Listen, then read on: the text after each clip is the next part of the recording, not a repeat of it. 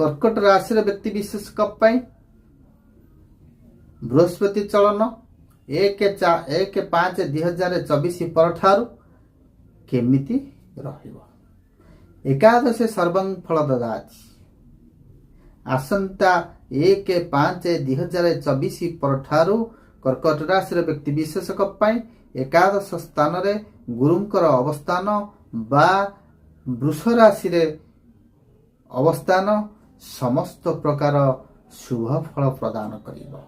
कर्कट राशि व्यक्ति पूर्वर विभिन्न वाद विवाद देकर गति करुथिले। कर्मक्षेत्र रे अनियमितता लागि रहितिला। पारिवारिक संपर्क रे आपणकर तिक्तता देखा दउथिला बा माधुर्यता नथिला। जमी गाड़ी गृह ये सब क्रय विक्रय रे द्वंद्व लागि रहुथिला। व्यवसाय क्षेत्र रे अस्थिरता लागि रहुथिला।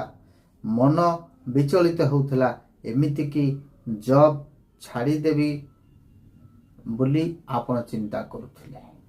व्यवसाय क्षेत्र रे मध्य अस्थिरता लागि रहिथिला। मन विचलित होउथिला। व्यवसाय मध्य बंद कर देबा पई आपण निष्पत्ति नेइथिले।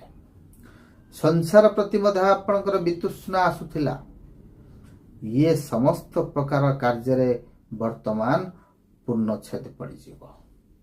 आसंता 1/5/2024 वैशाख मास कृष्ण पक्ष अष्टमी तिथि बुधवार दिन 12:59 समय देवगुरु बृहस्पति कृत्तिका मेषरु कृत्तिका वृष को चलन करछंती। जो बृहस्पति चलन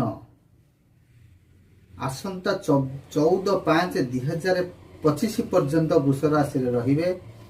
जदि शनि को कथा देखिबा शनि मध्य 29/3/2000 पर्यंत कुंभ राशि रे रहउछंती। 29/3/2025 रे मीन राशि को शनि चलन करछंती। देवगुरु बृहस्पति एक राशि रो अन्य राशि को चलन पाई 13 मास समय नियंती। बृहस्पति होउछंती पुरुष स्वभाव ग्रह। जाति होची ब्राह्मण। रंग होची हलदिया। दिग होची ईशान्य कोण। यह एक पुण्य एवं शुभ ग्रह। जदि बृहस्पति अशुभ प्रभाव थाए तेबे आपनकर किडनी रिलेटेड समस्या, हार्ट रिलेटेड समस्या, एब्डोमिनल समस्या, नोज एवं थ्रोट रे समस्या ये सब समस्या देखा दबो। तो गुण विशिष्ट आराध्य देवी होउछंती मां तारा। धनु एवं मीन ये ग्रहर निज घर। कर्कट होउची यार उच्च घर।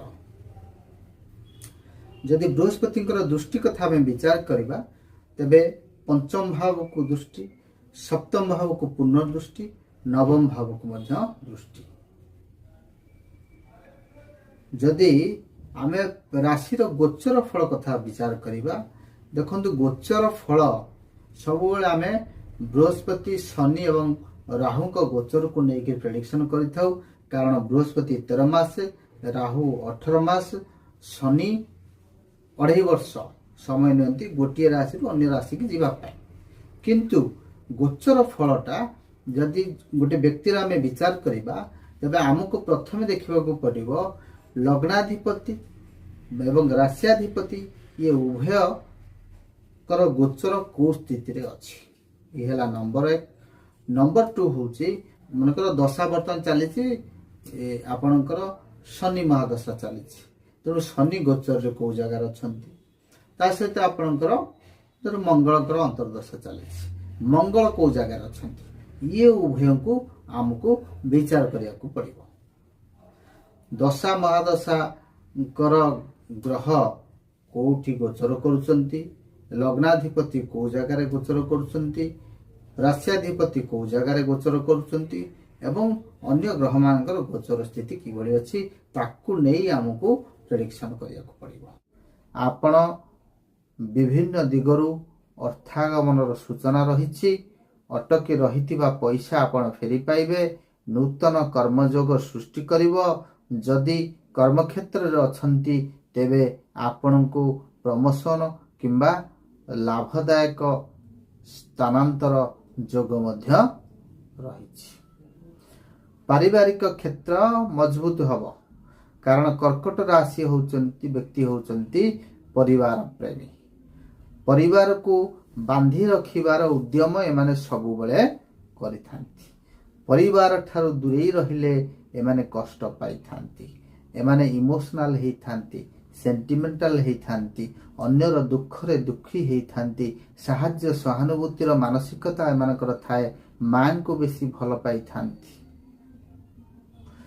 କିନ୍ତୁ ଜିଦଖୋର ମନୋଭାବ ନେଇ ପ୍ରତ୍ୟେକ କାର୍ଯ୍ୟକୁ ସୁଚାରୁ ରୂପେ ସମ୍ପାଦନ କରନ୍ତି।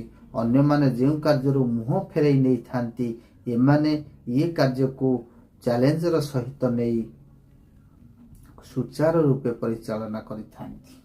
ହେଲେ ଅଷ୍ଟମସ୍ତ ଶନି, ନବମସ୍ତ ରାହୁ, ଦଶମସ୍ତ ଗୁରୁ ଆପଣଙ୍କୁ ଯେଉଁ ଯନ୍ତ୍ରଣା ଦେଇ ଆସୁଥିଲା, ଆପଣ ଧୈର୍ଯ୍ୟର ସହ ଏହାକୁ ସାମ୍ନା କରୁଥିଲେ। ଏମିତିକି ଅନେକ କାର୍ଯ୍ୟ ଆପଣ ହାତକୁ ନେଇଛନ୍ତି, ଇଏ ଶେଷ ପର୍ଯ୍ୟାୟରେ ଅଟକି ଯାଉଥିଲା। ଅନେକ ନିଜର ଲୋକ ଆପଣଙ୍କ ଠାରୁ ମୁହଁ ଫେରାଇ ନେଇଥିଲେ। ଏବେ ସମୟ ଆସିଛି, ଏହାର ଅବସାନ ଘଟିବ। ଯଦି ବା ଶନି ଅଷ୍ଟମସ୍ତ ରହିବେ, ଆସନ୍ତା ମାର୍ଚ୍ଚ 25 ମସିହାରେ ଶନି ନବମ ସ୍ଥାନକୁ ଯିବେ। ତେଣୁ 50% ଆପଣଙ୍କ ପାଇଁ ଶୁଭ ସମୟ ଆସିଲା ଆସନ୍ତା 1/5/2024 ଠାରୁ ବୃହସ୍ପତି ଏକାଦଶରେ। ଆପଣଙ୍କର ବଡ଼ ଭାଇ ଭଉଣୀ ମାନଙ୍କର ସହିତ ସମ୍ପର୍କରେ ମାଧୁର୍ଯ୍ୟତା ଆସିବ। ଭୂ ସମ୍ପତ୍ତି ଲାଭ କରିପାରନ୍ତି। ନୂତନ ବନ୍ଧୁ ସୃଷ୍ଟି ହେବେ। ଗୁରୁଙ୍କ ପଞ୍ଚମ ଦୃଷ୍ଟିରେ ତୃତୀୟ ଭାବକୁ ସାନ ଭାଇ ଭଉଣୀ ମାନଙ୍କ ସହ ମଧ୍ୟ ସମ୍ପର୍କ ଭଲ ରହିବ। ସାହସ ପରାକ୍ରମ ବୃଦ୍ଧି ପାଇବ। ପଡ଼ୋଶୀ ମାନଙ୍କ ସହିତ ସମ୍ପର୍କ ବଢ଼ିବ। ଦୂରଯାତ୍ରା ଆପଣ କରିପାରନ୍ତି। ସନ୍ତାନ ସନ୍ତତି ମାନେ ଶିକ୍ଷା କ୍ଷେତ୍ରରେ ଉନ୍ନତି କରିବେ। ନୂତନ କର୍ମ ମଧ୍ୟ ପାଇପାରନ୍ତି। ଗୃହରେ ମାଙ୍ଗଳିକ କାର୍ଯ୍ୟ କରିବେ। ରାଜନୀତି କ୍ଷେତ୍ରରେ ଯଦି ଆପଣ ଅଛନ୍ତି, ତେବେ ଆପଣଙ୍କର ମାନ ସମ୍ମାନ ପ୍ରତିଷ୍ଠା ପଦମର୍ଯ୍ୟାଦା ଏବଂ ସାମାଜିକ ସ୍ଥିତି ମଜବୁତ ହେବ। ସନ୍ତାନ ସନ୍ତତି ମାନେ ବିଦ୍ୟା ବୁଦ୍ଧିରେ ପାରଙ୍ଗମ ହେବେ। ଗୁରୁଙ୍କର ନବମ ଦୃଷ୍ଟି ସପ୍ତମ ଭାବକୁ। ବୈବାହିକ ଜୀବନ ସୁଖପ୍ରଦ ହେବ। ଦାମ୍ପତ୍ୟ କଳହର ଅବସାନ ଘଟିବ। ବ୍ୟବସାୟ କ୍ଷେତ୍ରରେ ଆପଣଙ୍କର ଉନ୍ନତି ହେବ, କିନ୍ତୁ ଶାରୀରିକ ଅସୁସ୍ଥତା ଲାଗି ରହିବ, ଯେହେତୁ ଶନି ଅଷ୍ଟମ ସ୍ଥାନରେ ଅଛନ୍ତି। ବିଶେଷ ଭାବରେ ଥଣ୍ଡା ଜନିତ ସମସ୍ୟା ଲାଗି ରହିବ। ଶନିଙ୍କର ଯେଉଁ ଢାୟା ଚାଲିଛି, ଆସନ୍ତା ମାର୍ଚ୍ଚ ମାସ ଶନିଙ୍କ ଢାୟାରୁ ଆପଣ ମୁକ୍ତ ହେବେ। ତେଣୁ ଏଇ ଯେଉଁ ସମସ୍ୟା ନ ହେବା ପାଇଁ ଆପଣ এই ସାମାନ୍ୟ ମନ୍ତ୍ରଟିକୁ ନୋଟ୍ କରନ୍ତୁ। ଆପଣ ପ୍ରତ୍ୟେକ ଦିନ ସନ୍ଧ୍ୟା ସମୟରେ ଏହି ମନ୍ତ୍ରକୁ 108 ଥର ଜପ କରନ୍ତୁ। ନୀଳାଞ୍ଜନ ସମାଭାସ୍ୟ ରବିପୁତ୍ର ଯମାଗ୍ରଜ, ନୀଳାଞ୍ଜନ ସମାଭାସ୍ୟ ରବିପୁତ୍ର ଯମାଗ୍ରଜ ଛାୟା ମାର୍ତ୍ତାଣ୍ଡ ସମ୍ଭୂତଂ ତମ୍ ନମାମି ଶନିଶ୍ଚରଂ। ଏହି ମନ୍ତ୍ରକୁ 108 ଥର ଜପ କରନ୍ତୁ। ଆପଣଙ୍କର ଜୀବନଚର୍ଯ୍ୟା ସୁଖପ୍ରଦ ହେବ। ରହୁଛି। ଜୟ ଜଗନ୍ନାଥ, ଜୟ ଜଗନ୍ନାଥ, ଜୟ ଜଗନ୍ନାଥ।